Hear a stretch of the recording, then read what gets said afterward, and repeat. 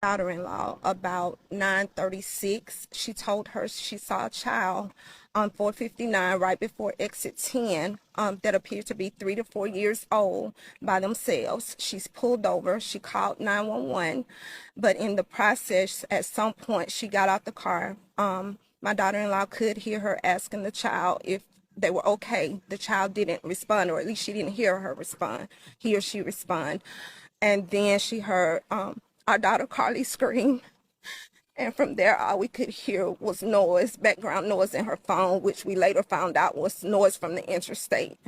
And so they have found her wig and her hat and her cell phone that were in close proximity to her car.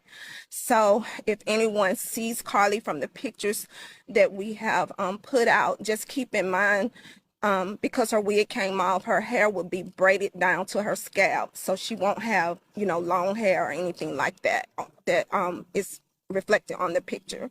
She pretty much has cheekbones like me. Pretty much our face is the same structure. So that's pretty much all the information we have. We do have some indication that there may have been a gray vehicle that a trucker saw that pulled in front of her car at some point as they were passing along the interstate. And that's all the information.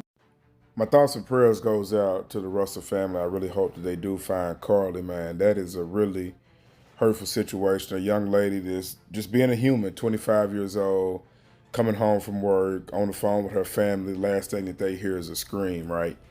And that's all they have. She spotted a kid walking along the road in Hoover, Alabama, off of the highway or interstate.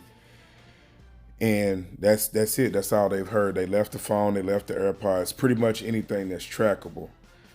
What's to know about the situation is that when you see things like this, man, these people that are human trafficking, sex trafficking, they have some of the most human things that they put right in front of you that would make you respond, and that could literally lead to you never being seen again. When I lived in Florida for a couple years, there was a lot of things that were going on there, like the grocery stores that weren't heavily monitored by police, or they didn't have cameras, and criminals know and case out these areas, right? So they would leave like baby strollers out there, they would leave car seats, and people would attempt to grab them. And there were a lot of young ladies that were never found, and it was a known issue in Florida. And I I really hope that they find her, but this sounds like this was the issue, that the kid that was walking along the interstate or the highway was bait.